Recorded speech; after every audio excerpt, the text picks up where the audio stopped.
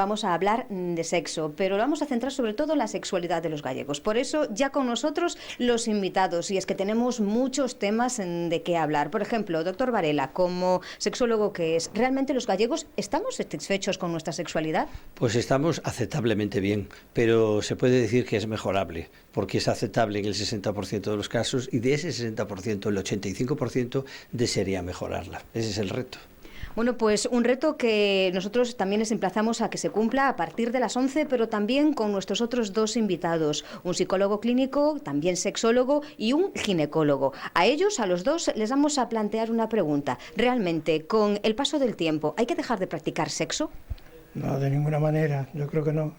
Habrá que adaptarse porque con el paso del tiempo aparecen enfermedades, aparecen una serie de complicaciones a nivel familiar, a nivel social, pero eso no tiene que impedir de que la gente siga haciendo una vida sexual lo más normal posible, de ninguna forma. Habría quizá que aprender a aumentar la intimidad y ahí es donde surge el sexo.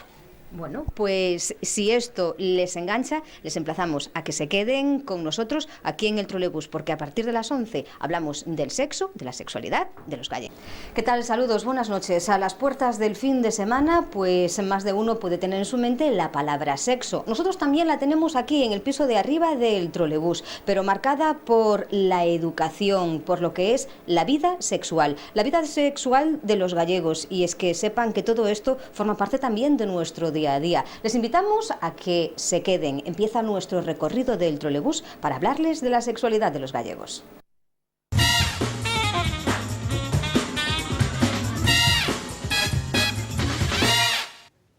Pues sí, señores, hoy queremos hablarles de la sexualidad en los gallegos, porque la sexualidad es vida, es salud y también es cierto que para muchos todavía es tabú y esto lo iremos comprobando a lo largo de este trayecto, en este piso de arriba del trolebús. Primero tenemos que también comentarles a todos ustedes quiénes son nuestros viajeros particulares para este recorrido. Así que comenzando por lo que es la derecha de sus pantallas, están con nosotros José Manuel Viñas, que es ginecólogo, Emilio López, que es psicólogo clínico y sexólogo, y Manuel Varela, quizás un viejo conocido ya de todos ustedes. Podemos abrir plano, por tanto, y saludarles a los tres. Y dicho, hay que decir que el doctor Varela es urólogo, es sexólogo y presidente de la Sociedad Galega de Sexología. Buenas noches. Hola, buenas noches. Bueno, pues eso, que queremos hablarles de sexualidad y cómo podemos definirla.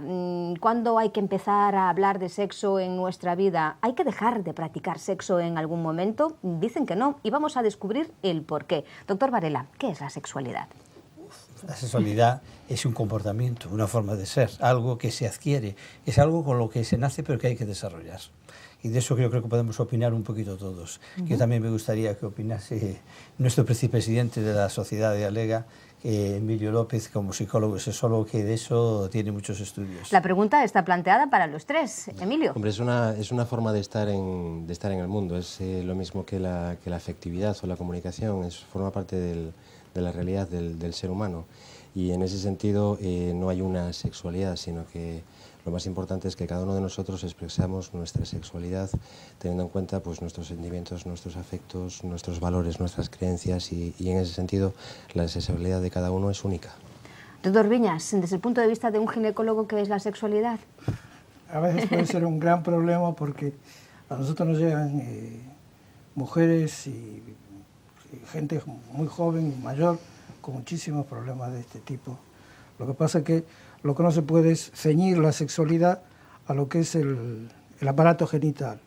Lo que dicen mis compañeros, la sexualidad es más que un útero, en el caso de la mujer una vagina, es todo un mundo que afecta, que puede ser afectado por la salud de la mujer y por el entorno, o sea, la relación que establece la mujer con su pareja y con su entorno de trabajo, con su entorno social, etc.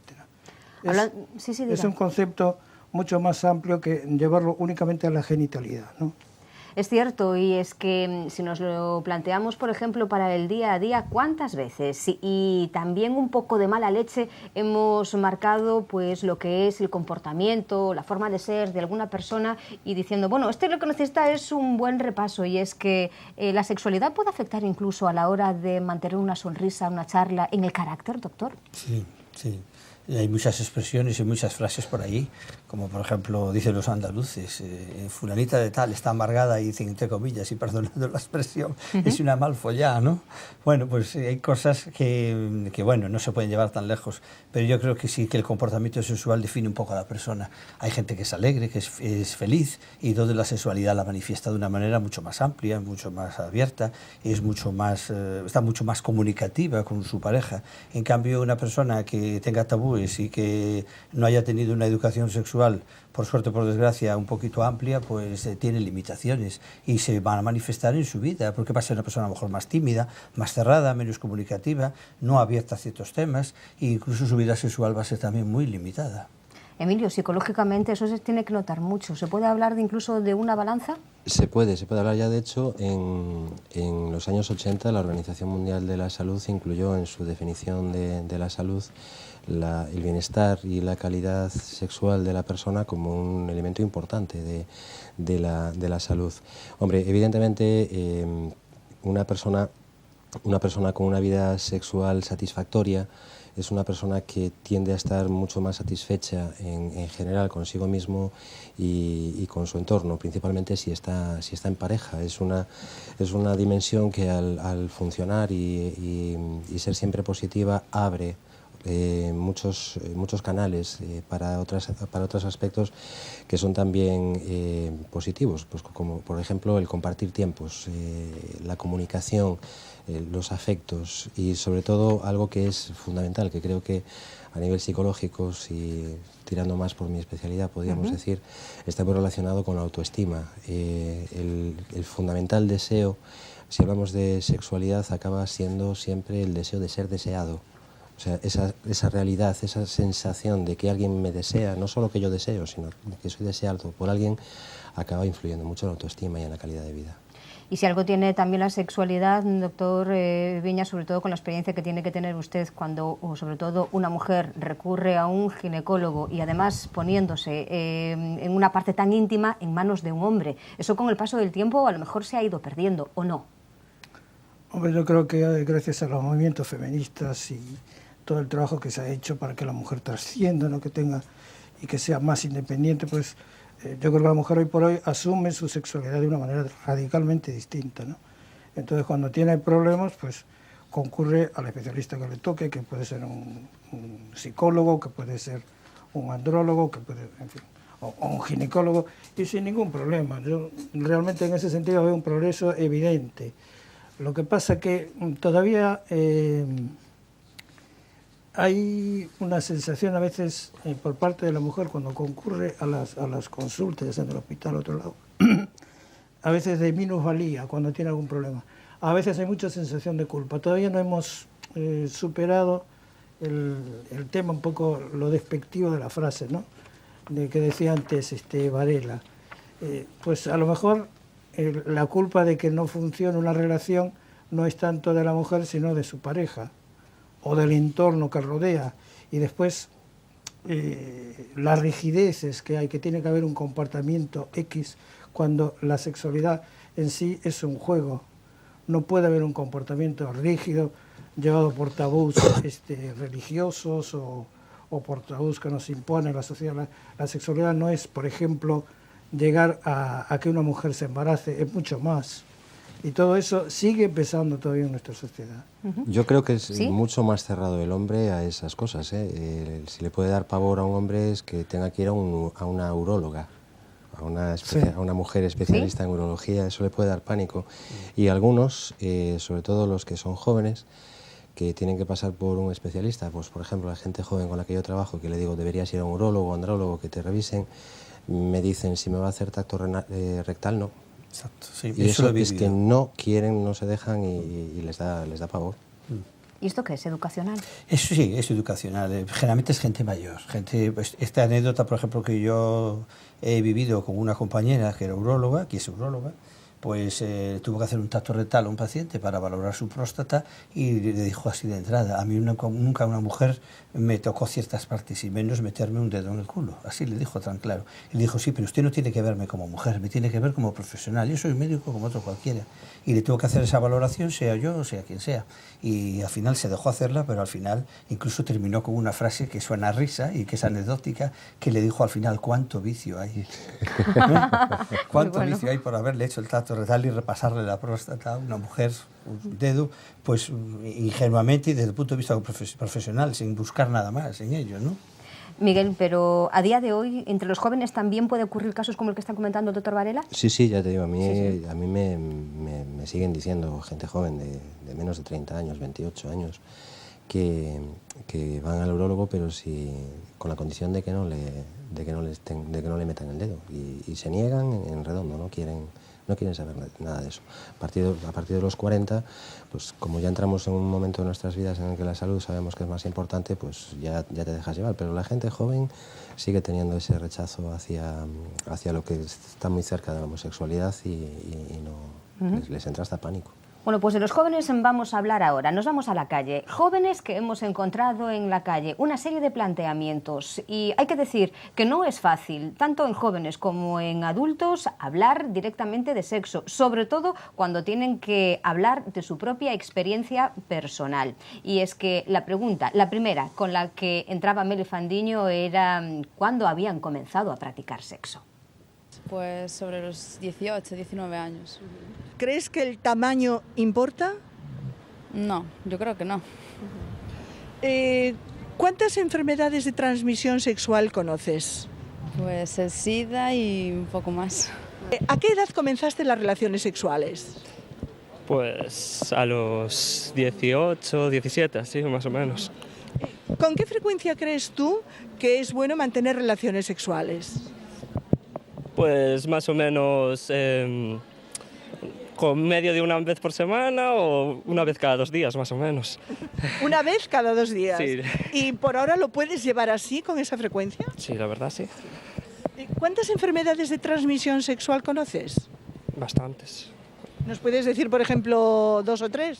El SIDA, VIH, luego está, bueno, los parásitos, la gonorrea, y todo esto. No te pongas nervioso, estate tranquilo. Te agradecemos mucho que te pares con nosotros. Mira, ¿tú crees que el tamaño importa? No. No lo sé, la verdad. Eso se lo preguntas a las mujeres, la verdad. Muy bien. Yo considero que no, así que... ¿A qué edad te comenzaches? Uy, es un chivo contestar aquí de la televisión. ¿Cuántas enfermedades de transmisión sexual conoces? A ver, me conozo porque eu me informei, pero por o que nos enseñan eu creo que no colegio debería haber asignaturas de educación sexual e, bueno, igual que moitas outras, pero, bueno, non o hai. O tamaño importa? Din un pouco, sí, non sei, bueno. Mira, e as relacións homosexuais ou lésbicas, non? Como as ves? Ti te relacionarías con unha persoa que sabes que do teu mismo sexo, en fin, que lle gusta unha muller, que lle gusten as mulleres, ti manterías contacto con ela, non? Sí, de feito, como ves a relación? Sí, de feito eu coñezo xente. A ver, eu non a faría, pero se eles son libres. Bueno, pienso que comienzan demasiado pronto y no con los métodos adecuados que deberían. Tú, por ejemplo, ¿a qué edad más o menos? Yo a los 18, 19 comencé. ¿Y tú? Yo a los 16. A los 16. Sí. ¿Cómo son las relaciones sexuales hoy en día? ¿Satisfactorias? ¿No? ¿Se habla? ¿No se habla? ¿Cómo opináis vosotros que pasa entre los jóvenes? Bueno, hablar no habla mucho últimamente ahora. Ahora solo hacen lo que hacen y nada más. Claro. Van a lo que van. Opino lo mismo. ¿Sois pareja desde hace mucho tiempo vosotros? 1 año. ¿El tamaño importa? No debería importar, pero sí importa. Lo toman como importante. Le dan importancia. Para mí no. Con tal que responda, no hay problema. ¿Cuántas enfermedades de transmisión sexual conocéis? 2 o 3. Sí, igual. ¿Creéis que tenéis la suficiente información con respecto a esto? Hoy en día, Sí, lo hay, sí. Bueno, en cuanto al inicio de la actividad sexual entre los jóvenes, pues hemos encontrado, hombre, es verdad que esto no es más que una pequeña idea, pero un poco de todo, 17, 18 años, hay quien no quiere contestar, 13, 14, ¿cuál puede ser la edad media a día de hoy? ¿Eso se sabe? Bueno, yo os tengo que contestar que el estudio que habíamos hecho con los adolescentes recientemente, en el año 2008, en un instituto aquí de secundaria, pues el comienzo de las relaciones sexuales es más precoz. Hablo, mejor dicho, la primera experiencia sexual a los 13 años para los chicos y a los 15 o 16 para las chicas. Y un año más después, es decir, los 14 para los chicos y los 16 también para las chicas, la primera relación sexual completa. Es decir, que es bastante precoz, mucho más prontamente que lo que estaban comentando algunos de los entrevistados en la calle. Doctor Viñas, y cuando precisamente preguntaban por las enfermedades de transmisión sexual, VIH, y después nadie aclara mucho más. Sí, bueno, el problema fundamental es que la gente se confía, como tenemos antibióticos, tenemos una serie de medicamentos que mejoran, entonces hay algunas enfermedades que han desaparecido, que se ven poco, no es que hayan desaparecido, como puede ser las gonorreas, como puede ser la sífilis, etc. De vez en cuando se ven en determinados extractos, pero lo que sí aparece cada vez con más frecuencia es el papilomavirus, herpesvirus. Son enfermedades que no se solucionan con antibióticos, que hay que vigilarlas. Y después lo del SIDA. El problema que tenemos a veces es la gente va a buscar un método anticonceptivo y consciente o inconscientemente se cree que le protege de todo, pero le protege únicamente del embarazo o bien para regular un ciclo menstrual. Pero eso es una verdadera tragedia porque a veces el hombre que es portador no lo sabe, entonces transmite la enfermedad no adrede, sino sin saber que está transmitiendo. Entonces ahí sí hay que tener muchísimo cuidado. O sea, no, el cambio de pareja, lo real es que la gente hoy por hoy está cambiando mucho, tiene varias parejas, no tiene una pareja única y a veces es un juego de inestabilidades que conduce a este tipo de enfermedades, ¿no? La falta de protección, ¿no? Y después vamos a ver también lo que dicen también los más jóvenes, pero consideran que quizás la protección tiene que ser prácticamente para evitar el embarazo. Lo de las enfermedades parece que eso no tiene por qué pasarme a mí. Sí, eso no va conmigo. Sí. Y eso viene a cuento porque en el estudio que habíamos hecho con los adolescentes, que dio mucho fruto, pues solo el 35% de los entrevistados manifiestan utilizar el preservativo. Es una cosa que nos deja muy sorprendidos y con la boca abierta pensando que con todas las campañas de información que hay, no solo con el SIDA, sino la hepatitis, el herpes, muchas enfermedades de transmisión sexual, la sífilis, la gonorrea, lo que estamos diciendo todo, incluso hay diferentes tipos de uretritis hoy en día, no solo la gonorrea, sino la producida por clamidias, que incluso en la mujer deja mucho tipo de problemas a largo plazo, que parece más leve, pues no se está teniendo eso en cuenta, porque si se utilizara el preservativo con más frecuencia y con más asiduidad, evitaríamos muchos de estos problemas, que a lo mejor no es el SIDA, no es el VIH, pero son otro tipo de problemas. Es que yo creo que ni lo saben colocar, la verdad es esa, porque a nosotros nos vienen muchas veces buscando la píldora del día después porque se la rompió, o es que no lo usan, que puede ser también muchas veces,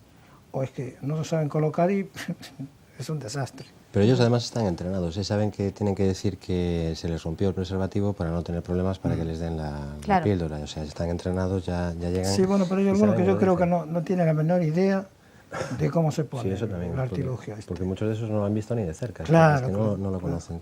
Sobre todo es una cuestión de machismo. Sobre todo desde que apareció la píldora el día después. Lo que pasa es que el tema de la píldora poscoital, es decir, la píldora del día después, parece ser que muchos colectivos no médicos, es decir, no profesionales, se quejan de que se está utilizando demasiado y que se le está dando demasiada libertad a los chavales para recurrir a ella, porque como el preservativo a lo mejor no lo tienen, porque a lo mejor el preservativo estuvo mal colocado, se rompió, o fue una noche loca bajo el efecto del alcohol, pues no se dan cuenta bien si al final lo utilizaron o no, incluso. Claro. Y entonces, ¿qué hacen? Pues recurren a lo más seguro. Al día después, pues ir a buscar la pastillita esta que prevenga una posible complicación como pueda ser un embarazo. Y esa puede ser la causa de que a lo mejor se consuma tanta píldora poscoital. De eso hablamos enseguidita. Antes, atendiendo también a uno de los planteamientos en la calle, y eso se lo hacemos directamente al psicólogo. A ver, ¿realmente el tamaño importa o no importa? No, para nada, no importa en absoluto. Las mujeres dicen, y se ponen muy bien en tercera persona, dicen que sí. Es una cuestión, por un lado, estética. Es como si hablamos del tamaño del pecho en los hombres. También sobrevaloran el tamaño del pecho. Es una cuestión estética. Funcionalmente... Y de gustos, claro. Y de gustos, claro, exactamente. Funcionalmente, incluso un pene grande puede llegar a ser incómodo, molesto o mucho menos práctico y funcional a la hora de satisfacer sexualmente. Entonces, ¿llega a haber ciertos complejos precisamente por el tamaño que llegan a consulta? Sí. Además, a terapia psicológica pura y dura de complejos de hombres por el tamaño del pene, pero incluso en casos que se complican un poco más, porque dicen que, además, ponen una cara así un poco rara cuando le preguntas, bueno, ¿te lo has medido? Y quieren decirte que sí, pero les cuesta, ¿no? Y el complejo de ellos no es el pene en erección, curiosamente, es el pene en flacidez. Entonces, buscan maneras y sistemas, incluso algunos llegan a arriesgar, esto sabrá mucho más Manuel, buscando sistemas en Internet de alargamiento del pene, pero no por el pene en erección, sino por el pene en flacidez, como pues, a la hora de estar en un vestuario, en las duchas con otros hombres o hombres que quieren hacer nudismo, o que simplemente por apariencia ese pene en flacidez sea más largo, más grande, más gordo y más contundente. O sea que no es sexual, no es una cuestión sexual. Es un síndrome incluso descrito que se llama la dismorfofobia de género. Es gente que cree que tiene un pene más pequeño de lo normal. De esto también influye un poco las películas pornográficas, porque muchas veces a mí también vienen a la consulta y me dicen, yo creo que tengo un pene demasiado pequeño. Y entonces lo primero que le pregunto es, ¿usted lo utiliza? Lo utiliza no solo para hacer pis, sino para sus relaciones sexuales. Y me dice, sí, tengo novia. ¿Y qué opina su novia? Pues ella no se queja. Pues si no se queja su novia es que está bien, claro, y está utilizándolo bien. Si no, tendríamos ya un problema, porque no lo sabría utilizar y ya no sería cuestión del tamaño. Y en segundo lugar es que algunos están verdaderamente obsesionados porque ven muchas películas porno y creen que lo que se ve ahí es lo que es la regla, es lo normal, es lo que hay que tener. Y como digo yo, si es un actor porno, por algo será, no será por su cara, sino que será por su pene. Por eso le pagan. Pero no es para que usted tenga ese pene. Lo que hay es que saber utilizarlo bien. Hay que ver la película en otro trasfondo, sino sacarle otro contexto. Ver que lo hacen bien, que lo utilizan bien y que saben excitar a su pareja y que saben tener un orgasmo y saben satisfacerse ellos y a su pareja.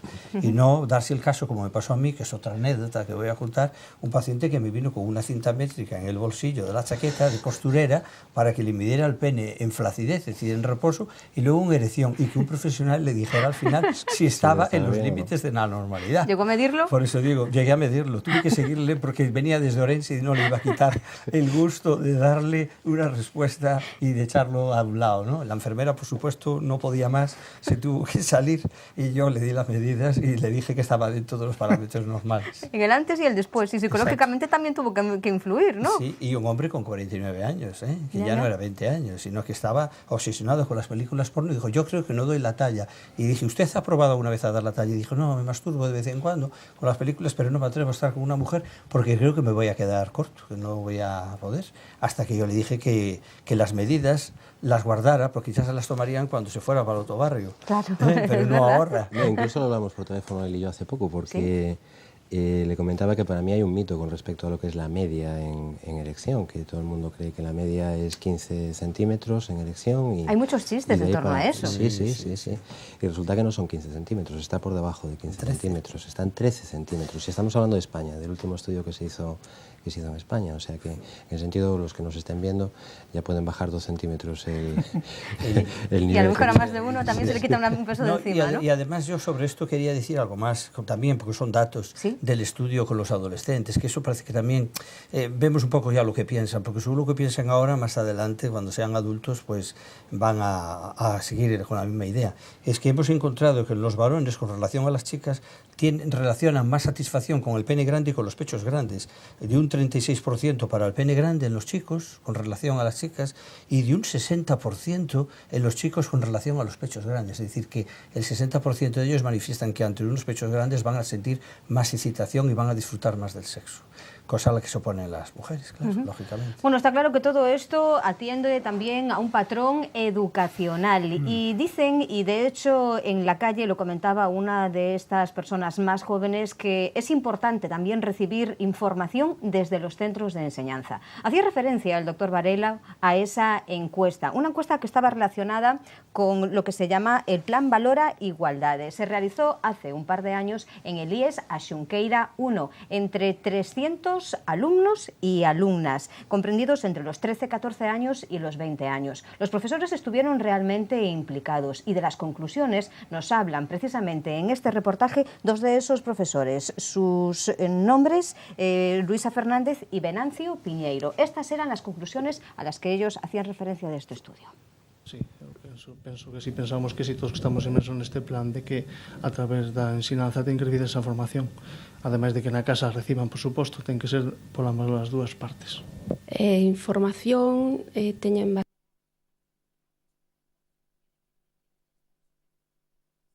de onde obtían a maior parte da información sobre sexualidade, os rapaces dicían que a maior parte era a través de internet, mentres que as rapazas recibían esa información das casas. Por exemplo, a que anos iniciaban as primeiras relacións sexuais. En aquela época, fai 2 anos, dicían os rapaces que en torno aos 15 e as rapazas en torno aos 16. Preguntas dese tipo. Ás veces incluso pode ser máis doado recibir este tipo de información a traveso dunha persoa fora do que é o entorno familiar, non? Sí, a veces custa falar cos pais e coas nais, sobre todo cos pais, pero si no centro educativo teñen o ben un profesor, unha profesora, o tutor, ou mesmo cos compañeiros ou compañeiras, a veces a información reciben a máis dos amigos, a das amigas que dos maiores. Cales son os erros que cometen os xóvenes de hoxe dentro do que é o contexto da educación sexual? Pois na enquisa mirouse ben que sabían o que era a utilización do preservativo, incluso máis as rapaces que os rapaces, pero todos sabemos que a utilización del deixa moito que desexar, vale a redundancia, non? Entón, toda esta información teñena, pero non o están utilizando como se lles informa. Pode ser pola inconsciencia da idade, porque se arriesgan e toman accións que non deberan, pero penso que por iso. Sí, en principio é sobre todo polo embarazo, pero sobre todo as rapazas preocupanse máis por iso, pero tamén son conscientes do SIDA e de outras enfermedades de transmisión sexual. Pero no momento esqueces, non ten por que tocarme a min. Sí, eu penso iso, que no momento están moi centrados no que están a facer e non pensan nas consecuencias, un pouco o ven a primeira vez non pasa nada, o ven a mí non me vai pasar porque eu son especial ou non sei que pasa, que nese momento olvídanse. Venancio, cando xorde algún problema, poden recurrir tamén os mestres ou recurren á casa? Había algún tipo de pregunta que pudese reflectir estas respostas? Sí, se a confianza co titor ou titora é boa, posiblemente fagan a transmisión do problema antes no instituto que na propia casa e chegue máis tarde digamos, ao problema que poden ter os pais. Canalizámoslo ao mellor nos a través do titor ou titora ou a través do servicio de orientación do centro. A día de hoxe, esta enquisa non se fai, pero sí que é certo que hai unha serie de obradoiros relacionados tamén todo con que é a educación sexual. Efectivamente, nos dentro do Plan Valora rematamos o período de traballo, pero nos no instituto seguimos tendo estes obradoiros en pé todos os anos para que os rapaces sigan traballando neles. E que se fai? Facemos dúas cousas. Unha a través do Departamento de Orientación, a través do Concello, veñen a darlles unhas charlas sobre educación sexual, afectivo-sexual, a través do programa Quérote tamén. Nos, dentro como profesorado, en torno ao 8 de marzo, no mes de marzo, facemos todos os anos, a partir daquela, os obradoiros de corresponsabilidade. Entón, xa non é tanto sexualidade, pero sí relación de uns con outros, de corresponsabilidade, ser copartícipes da vida, tanto nas relacións sexuais como no traballo na casa, compartir as tarefas. En as relacións sexuais, onde hai maior responsabilidade, onde se nota, no home ou na muller? Home, as enquisas que se fixeron denotan que máis informadas e máis responsabilidade teñen as mulleres. Quizás sexa polo tema do embarazo, pero sí, as rapazas están máis informadas. Bueno, y a lo largo del programa, lo que queda del programa, seguiremos descubriendo más detalles, más abiertas ellas que ellos, incluso para preguntarles, para que ellos acepten, es más complicado. Ellas se han abierto más y lo vamos a ir comprobando. ¿Se nota esto también en líneas generales? Sí. Lo vimos, yo siempre me refiero al estudio, ¿no?, que habíamos hecho, y tanto en los adultos como en los jóvenes, ellas son más responsables, son más abiertas, más dinámicas en ese sentido, son más innovadoras, pero sobre todo eso, mucho más responsables y que además son más condescendientes y que favorecen la comunicación. El hombre es más instintivo, es más visual, lógicamente se le nota más la tendencia a jugar un poco a la genialidad y al deseo, ¿no? En cambio la mujer busca otro tipo de valores. La mujer es más amplia a la hora de los conocimientos y a la hora de valorar una relación de pareja, tiene mucha más amplitud de mente, ¿no? Y se le nota. No sé si influye también que a lo mejor siempre se dice que aunque tengan la misma edad, la chica siempre parece más madura y madura antes que el chico. ¿Esto también se nota? Se nota, pero a todos los niveles. Ahí yo trabajo en un colegio en el que trabajo como orientador y en estas edades de la ESO, desde primero de la ESO hasta cuarto de la ESO, hay una diferencia muy grande, sobre todo cuando los acompañas año a año y los vas viendo crecer. Sí que se nota en estas cuestiones, pero en general, no solo con respecto a lo que es su propia evolución y esto que estamos hablando, sino incluso hasta la propia evolución académica. Ellos, bueno, pues lo que dice Manuel Varela, son mucho más impulsivos, instintivos y siguen todavía un rol mucho más masculino tradicional. Eso todavía no ha cambiado mucho. Doctor Viñas, le pregunto ahora y le voy a preguntar también después del reportaje. Las chicas, cuando van pues, a hacer su primera revisión ginecológica, ¿suelen ir en compañía acompañadas de su madre? Claro, es una de las cosas que quería decir yo, que yo creo que aquí las madres están jugando un papel más importante de lo que... Porque estamos viendo críos o niños o adolescentes, pero detrás de eso está una familia, ¿no? Y hay un entorno social. Y yo lo que veo es que cada vez más la madre, digamos, se corresponsabiliza un poquito de los problemas que pueda tener su hija, ¿no? Entonces las acompañan sin traumas porque se presenta a la hija y le dice ¿quieres que me quede? Y si la niña no quiere que se quede la madre se va, se hace la exploración, el interrogatorio correspondiente, que a veces es más traumática el interrogatorio, el abrir la historia clínica, ¿no? Entonces, yo creo que eso es una cosa muy meritoria que estamos viendo ahora, o sea, la madre habla más con la hija, se entera más de los problemas que hay y se corresponsabiliza del tema.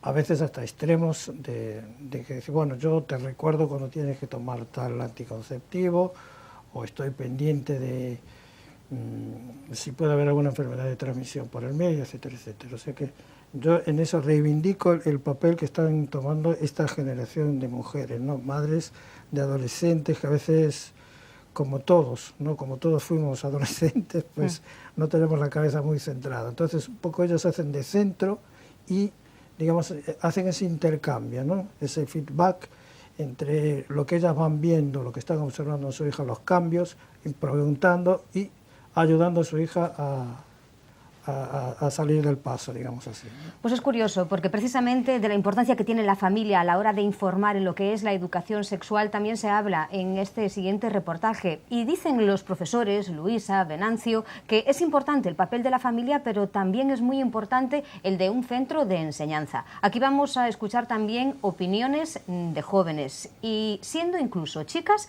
reconocen que no se habla tampoco suficientemente en su casa del tema. Vamos a saber qué es primero lo que piensan los profesores, de la importancia que tiene que tener también la formación en los centros de enseñanza para los más jóvenes. Sí, penso que si pensamos que si todos que estamos inmersos neste plan de que a través da ensinanza ten que recibir esa formación, ademais de que na casa reciban, por suposto, ten que ser polas dúas partes. Información teñen bastante en clase, sobre todo a nivel fisiolóxico, pero tal vez o apartado de afectividade e sexualidade como algo afectivo falta un pouco. Más ben, penso eu que o profesorado siñese máis ao que non ten un compromiso persoal, que é explicar o funcionamento do aparato reproductor masculino e feminino, pero cando trátase de o afectivo, custalle máis. Hai profesores e profesoras que o fan mellor, que se sienten máis cómodos, pero outros custalle máis e siñense só a lo físico. Sí, es bueno porque así los que no sepan se pueden evitar bastantes disgustos. ¿Llegaste a aprender cosas nuevas? Sí, alguna cosa a lo mejor. No me acuerdo cuál, pero... Pero te quedaste con algo. Sí, con algo sí. ¿Qué os parece que este tipo de encuestas y que se dé información sobre la educación sexual en un centro de enseñanza? Lo veo bien porque en casa tenemos bastante vergüenza a la hora de preguntar dudas, más los chicos que las chicas, yo creo. Así que siempre viene bien que tenga información aquí. Yo opino lo mismo porque hay casos particulares en los cuales pues sí que está bien que den información porque no se habla en casa, pero en otros yo creo que ya se habla máis destos temas en casa que antes. A veces custa falar cos pais e coas nais, sobre todo cos pais, pero se no centro educativo teñen ou ben un profesor, unha profesora, o tutor, ou mesmo cos compañeiros ou compañeiras, a veces a información reciben a máis dos amigos, a das amigas que dos maiores. Yo creo que entre amigas solemos solucionar ese tipo de cosas.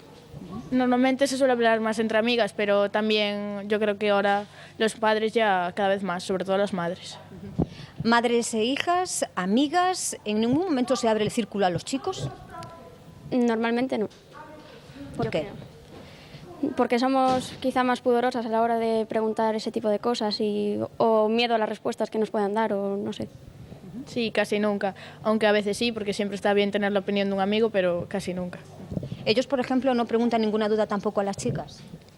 Sí, preguntan más ellos que nosotras. ¿Y qué pueden preguntar ellos? ¿Qué suelen preguntar?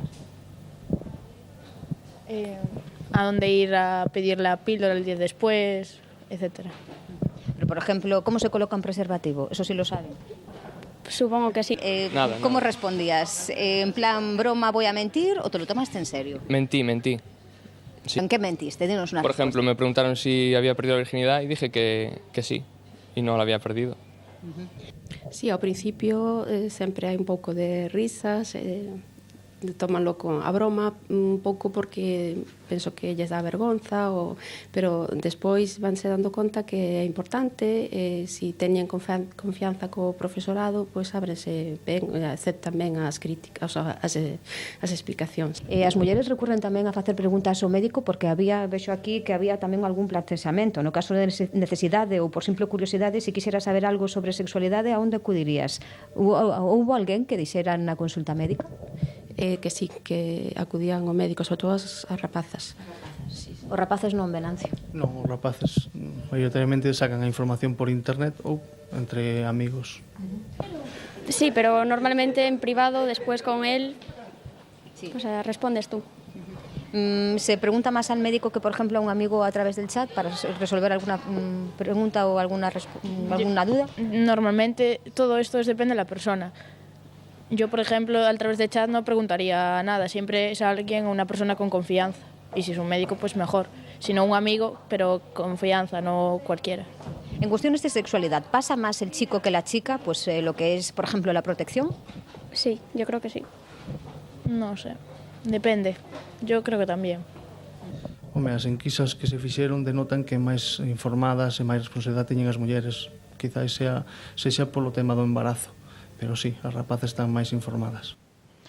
Pues sea por el embarazo, pero también nos lo acaban de demostrar, ¿no? Como que lo que decíamos antes, como más maduras. Y yo le decía al doctor Viñas y después seguimos con los demás invitados. Le pregunto antes y le pregunto después del reportaje. Ellas decían que lo que usted comentaba, en el momento en el que desaparece la madre de la consulta, se abren más. Sí, porque, vamos a ver, hay una serie de detalles como puede ser el inicio de las relaciones sexuales, que a veces niegan, porque a veces vienen por un dolor abdominal, pero uno le pregunta, ¿tuviste relaciones sexuales? No. Y después, en la segunda vez que uno las va a ver, dice, pues mira, es que te quería decirte que he tenido relaciones. Bueno, o sea que ese interrogatorio, que un poco nos va a ubicar cuál es el problema, pues hay muchas negaciones, ¿no?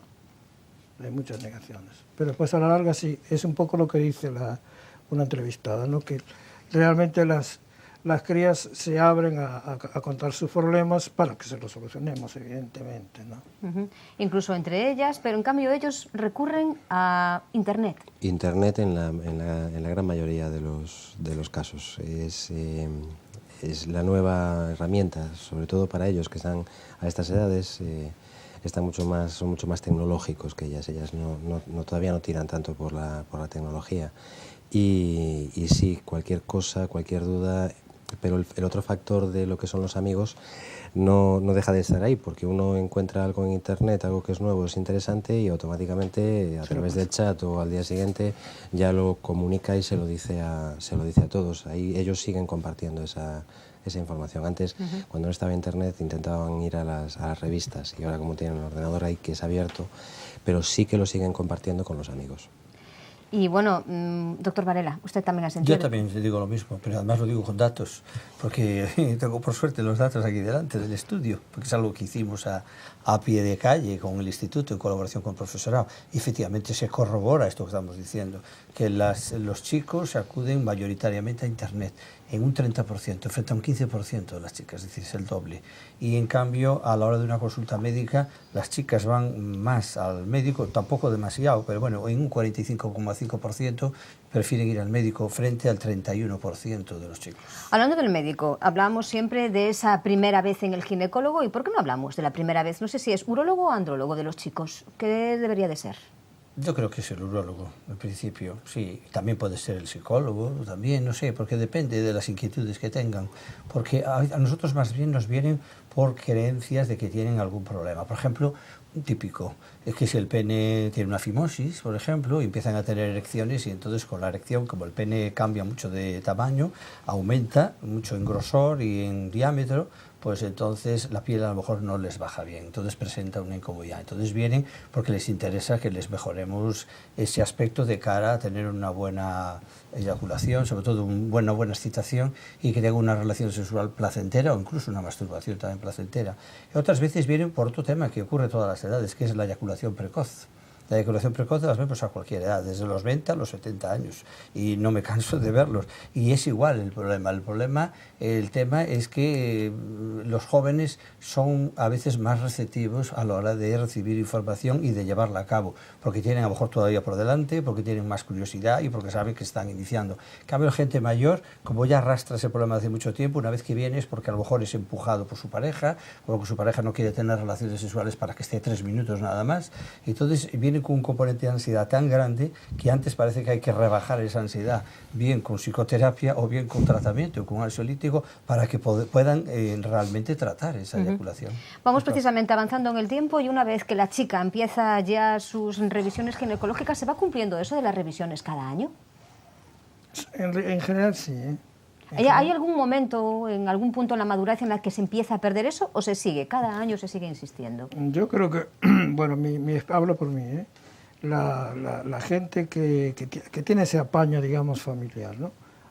Año a año va haciendo, porque están preocupadas, o bien porque toman píldora, o bien porque tienen una pareja estable y no usan preservativo, con lo cual el riesgo del papilomavirus o cualquier virasis o las clamidias, lo que hablamos antes, está ahí presente, porque desconfían si su pareja tiene relaciones fuera de lo que son ellos. ¿Esto dos. también se ve en los ginecólogos, en la consulta ginecológica, esas desconfianzas sí. y esos deslices de pareja? Sí. Yo creo que es una cuestión cultural, ¿no? Que ya no. Entonces, a raíz de todo eso, a lo mejor viene y, yo qué sé, que tuvieron una fiesta y a lo mejor te vienen y te dicen, pues mire, hágame todo porque yo no sé, estuvo no sé dónde y no sé si pasó algo, no pasó nada. Entonces empiezan a pedir analíticas, serologías para ver lo del virus, para ver lo del SIDA, para ver lo de la sífilis, etc. Pero en general cumplen muy bien tanto la toma de anovulatorios cuando los usan, y en general las visitas, como tienen ese problema de las virasis, pues se las hacen anualmente, prácticamente todas. Yo tengo una cuñada que es ginecóloga, trabaja en el Hospital Clínico de Santiago, al hilo de lo que está diciendo el doctor Viñas, que me tiene comentado que sí, que son muy cumplidoras desde la primera visita, esa revisión, son muy cumplidoras, y que muchísimas veces les da pie la propia consulta a que ellas intenten preguntar cualquier cuestión que les está afectando en su vida sexual. Pues a mi marido nunca le apetece, qué puede estar pasando, o tienden mucho más rápido a comentarle al ginecólogo, pues tengo dolor en la penetración, por ejemplo, que son más abiertas y que intentan comunicarse mucho antes con el ginecólogo, y creo que el hecho de ir año a año y tener al ginecólogo ahí es un factor que a ella les da seguridad y confianza, y se abren mucho antes. Y los hombres sobre todo los jóvenes, no lo tienen, porque al no tener ese contacto con un médico que es un profesional que les puede dar esa seguridad, pues sencillamente se quedan muchas veces en esa duda. Emilio López, como psicólogo clínico y como sexólogo, es la segunda o tercera vez a lo largo de este recorrido del trolebús que habla del dolor que puede causar la relación sexual, sobre todo en las mujeres.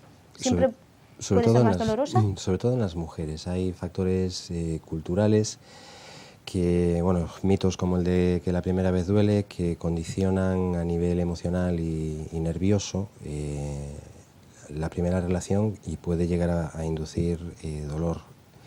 Ese mecanismo de dolor es un mecanismo un dolor tan concreto y tan agudo que choca además con lo sentimental. Es decir, yo esperaba que fuera maravilloso, bonito, todo aquello que tenía que ser placentero y precioso se convierte en frustrante. Entonces hay mujeres, hay un elevado porcentaje de mujeres que con ese conflicto llegan a entrar en un círculo vicioso y generan un trastorno por dolor que se llama vaginismo, que tienen que acabar después tratando una terapia sexual. Sí. Después hablábamos también del dolor que se puede hablar o se puede dar también dependiendo del tamaño. Eso ya lo dejamos. Eso ya es otro. Y después puede darse con el tiempo que también haya dolor por cualquier otro motivo. Hombre, pues puede ser una episiotomía o después de un parto o incluso factores emocionales, crisis en la pareja, infidelidades, como el sistema nervioso y la ansiedad juegan malas pasadas y que puede llegar a producir contracturas involuntarias de la musculatura vaginal y llegar a producir dolor después de 10 años, 15 años de una vida sexual normal. Doctor Viñas. Sí, hombre, lo que más vemos nosotros, pero ya en mujeres adultas, son lo que se llama la vulvovaginitis, o sea, dolores incluso de la vulva, vaginitis que puede ser por hongos, ¿no? Que consultan por eso, que consultan por parásitos, consultan por temas asociados al dichoso papilomavirus que está en boga. Entonces, eso sí es un motivo de lo que llamamos dispareunia, ¿no? Eso lo solemos, yo creo que es un 10% de las mujeres que tienen ese tipo de problemas, que se agravan, y ahí estoy un poco en contra de lo que dicen ustedes, ¿no? Se agrava con la menopausia, porque con la menopausia la vagina se acorta y se estenosa, se estrecha, con lo cual un señor que esté muy dotado pues puede ser un verdadero problema para su pareja. Sobre todo con el paso del tiempo. Con el paso del tiempo, porque aparte pierde lubricación, con lo cual aumenta más el dolor, y como no usan alguna crema lubricante o bien tratamiento con estrógenos locales, están apañadas, no pueden tener relaciones. Rechazan. Y hay rechazo, claro. Bien, todo esto viene al hilo del reportaje que vamos a ver a continuación, porque se dice que, claro, la adolescencia, cuando uno es joven, parece que siempre hay un motivo para practicar sexo, pero en cambio, y a juzgar por el próximo reportaje, parece que entrada a la edad adulta, es más, pasando los 50, siguen siendo más receptivos ellos que ellas. Ellas incluso parecen querer pasar del tema. La pregunta de Meli Fandiño para todos ellos era, bueno, pues, ¿cómo se lleva ahora la sexualidad? Aquí están las respuestas. Normales, ya que a esas edades tampoco no puedes estar todos los días, dale que te pego, porque no. Pero bueno, ¿y usted qué opina como mujer? Yo es que ya pasó. ¿Tienen menos importancia las relaciones sexuales a partir de los 50 años? Sí. ¿Por qué? Explíqueme un poquito así por qué. No lo sé. Por ejemplo, ¿a usted como mujer ya no le apetece tanto? No. ¿Y a usted, señor? Bueno, lo normal. La edad, Tampoco es que hacerlo eso como cuando tenía unos 40 años no es lo mismo. Hombre, de hecho tenemos 4 hijos, pero tenemos 4 hijos y el pequeño ya tiene 40 años. Pero hay relación sexual, ¿no? Sí. ¿Es necesaria, quizá, a estas alturas de la edad, tener fantasías sexuales para que la relación entre la pareja sea mucho mejor? No. ¿Y usted qué opina? No, eso son para otras. Para nosotros ya, yo al menos, yo soy muy abierto a la vida y a mí esas tonterías. Hombre, para los jóvenes. Hablando un poco de fantasía, bueno, pues ya sabemos lo que es, ¿no? Ya, pero... También puedes emplear, bueno, pues juguetes sexuales para estimular la relación de la pareja. No. Juguetes no, juguetes es si tienes una señora que te lo llevas muy bien, pues haces lo que te apetece y punto. Perfecto. Muy bien. Y usted pasa ya, está cansada. Sí, yo de todo ya. Con 4 hijos grandes ya todos a la vez. ¿Qué quiere? Bueno, pues a lo mejor ahora era el momento de disfrutar más. 5 nietos. Cuando después de novio, porque entonces cuando nos casamos. Más o menos, ¿qué edad tenía usted? Yo, 27 años. Y antes de los 27 años y de contraer matrimonio, ¿había tenido relaciones sexuales? Claro que sí, personalmente. Y ¿A qué edad más o menos comenzó usted? pues cuando tenía uso de razón. Sí, uso de razón, ¿qué años son? ¿Los 15, los 18, los 20? No, yo que era un niño que tenía mucha imaginación y empecé joven. Perfecto. En este momento las relaciones sexuales son buenas, muy lentas, muy espaciadas. ¿Cómo está esto? Bien. ¿Bien? Bien, con sus disgustillos, pero bien. ¿Con disgustillos? Dice Claro, usted. si dicen algo, pues ya te corta, pero que luego, sí, bien. ¿Usted cree que, por ejemplo, en las relaciones sexuales de adultos, después de los 50 años, las mujeres quizá menos y los hombres No, más? pero si tú la ayudas a eso, pues no, ella también trae y se pone contenta. ¿A qué edad comenzó usted las relaciones sexuales? Pues yo cuando me casé a los 18. Antes de los 18 no había tenido relación, es decir, la primera pareja que tuvo fue la primera relación sexual. En este momento, ¿cómo son las relaciones sexuales entre la pareja? Hombre, no como antes. Bien, pero vamos, son más distantes, pero tampoco lo necesitas.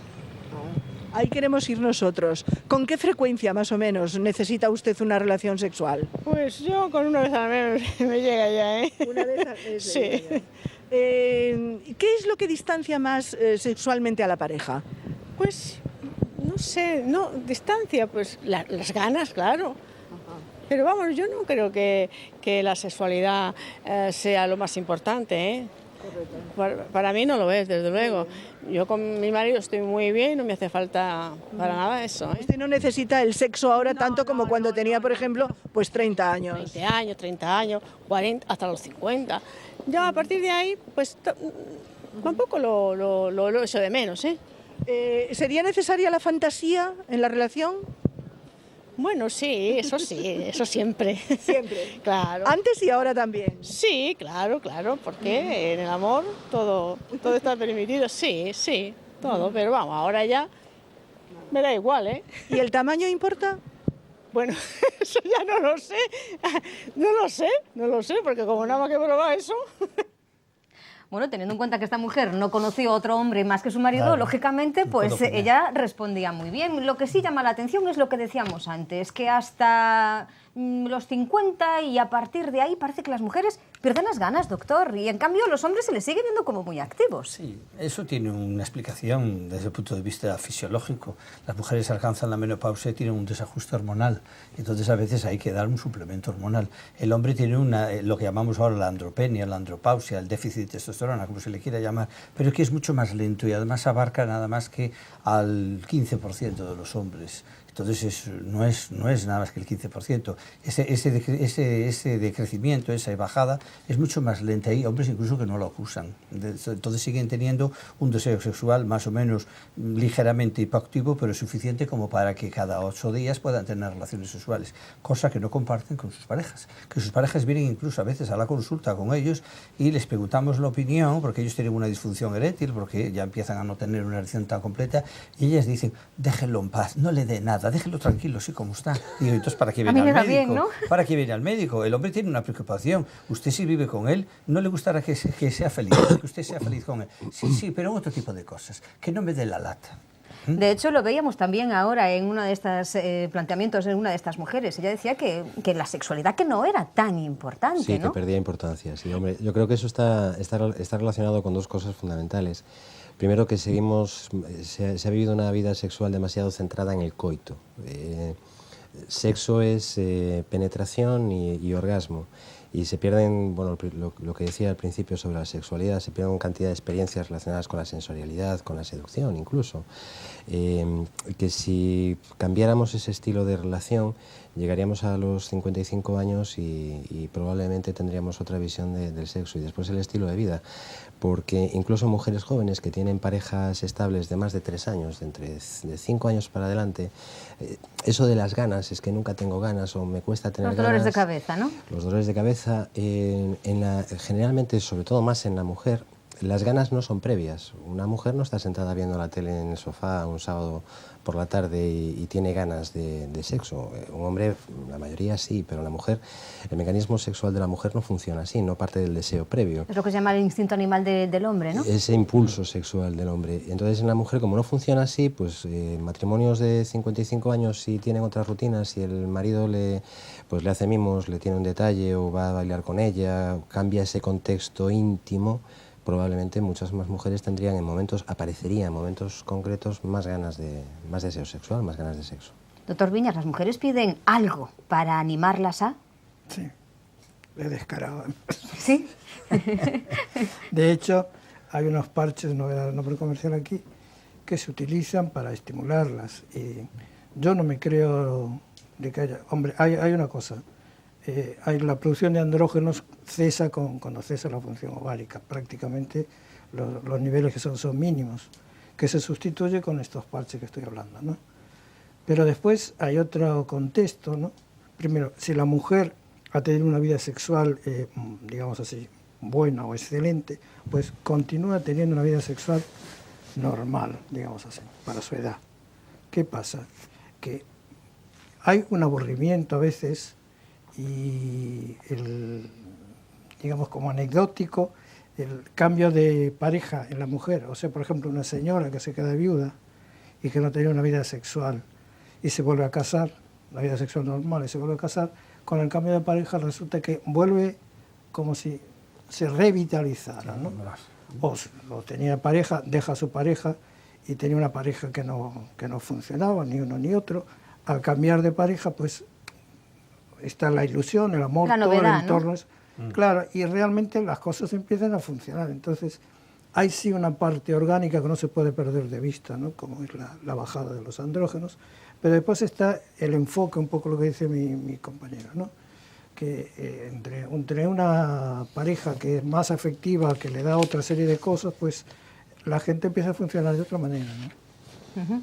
Doctor Varela, y tenemos que ir cerrando, pero lo que decíamos ahora con lo de las costumbres, bueno, y se hablaba también ahí de los juegos, el erotismo, hacía también referencia, Emilio, a más de un detalle, y es que no podemos caer tampoco en dejarnos eso, acostumbrarnos a algo y venga, hoy toca, pues venga, toca. Sí, la rutina, que es lo que decíamos. No, y eso además que nos lleva a una insatisfacción.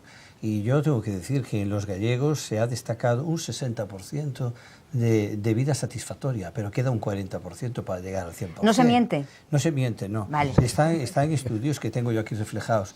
Un 60% y un 35% de los varones manifiesta un deseo sexual que llamamos nosotros bajo, hipoactivo. Eso es un índice de referencia de que algunos factores están interviniendo y no solo son las hormonas, sino pues eso, la rutina, la falta de comunicación, el distanciamiento, las diferencias que puede haber incluso de pareceres en los miembros de la pareja, y eso a veces lleva a una desgana, a cierta inapetencia por el sexo, porque el sexo es una forma más de demostrar lo que una persona quiere a la otra, sin ir más lejos. Igual que damos un beso, ese beso puede tener cierta intencionalidad.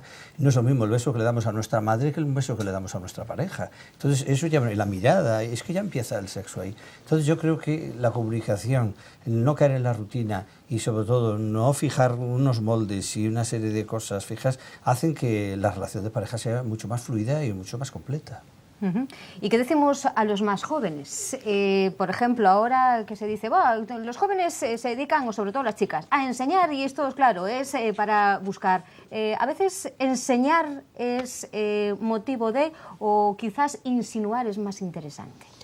Hombre, yo creo que en esas edades la búsqueda de experiencias lleva a conductas más abiertas, pero claro que tienen que aprender a insinuar, claro que tienen que aprender a seducir también, tanto ellos como ellas. En lo que salía antes en los reportajes con respecto a la educación sexual, la experiencia que yo he tenido ha sido siempre realmente fantástica. Lo que pasa es que una charla de vez en cuando, unas jornadas de 2 días, 3 días, se queda siempre muy reducido, y ellos de verdad están muy abiertos a toda esa información, sobre todo si viene de alguien que le confieren, no sé, confianza. Parece que entiende, es profesional y entonces automáticamente se abren y sí que toda esa información que les das le quedan y se interesan muchísimo.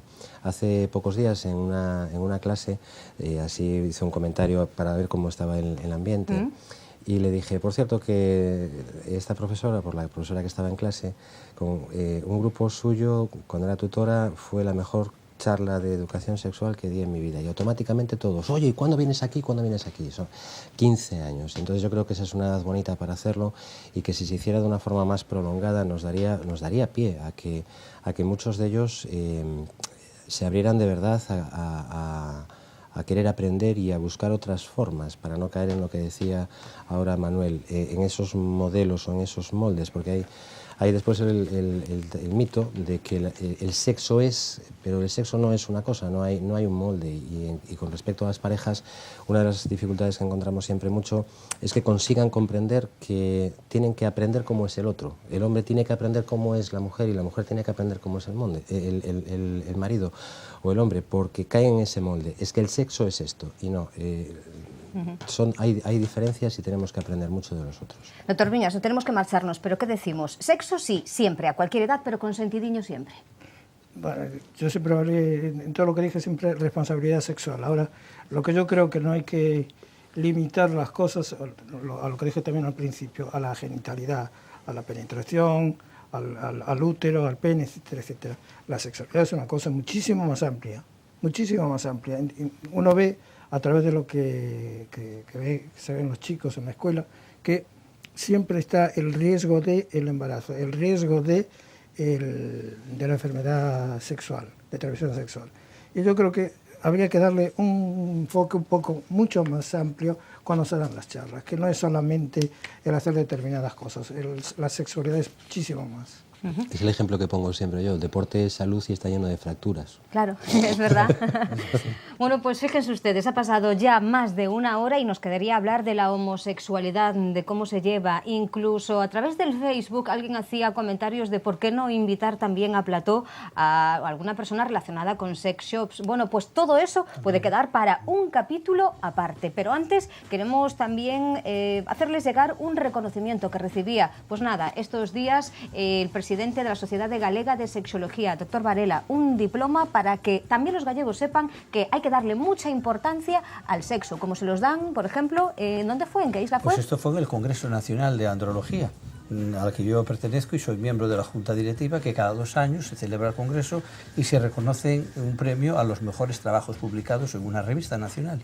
Y me llevé la grata sorpresa de que dentro del apartado de trabajos originales me han concedido el estudio que he hecho con los jóvenes adolescentes sobre conocimientos y actitudes sexuales, pues un diploma al tercer trabajo original. Entonces, pues bueno, fue gratamente recibido y aplaudido y, como dije yo ahí, algunos, pues fuera de Galicia parece que este tipo de cosas se reconocen mucho mejor que en nuestro medio. Y entonces es una cosa en la que tenemos que seguir avanzando, ¿no? Pues poquito a poco. Y ya decimos, esto puede ser un primer capítulo de la vida sexual que podemos encontrar en un recorrido como este del trolebús. Les damos las gracias a José Manuel Viñas, ginecólogo, a Emilio López, psicólogo clínico y sexólogo, y a Manuel Varela, urólogo, sexólogo y también presidente de la Sociedad Galega de Sexología. Señores, muchísimas gracias por estar con nosotros.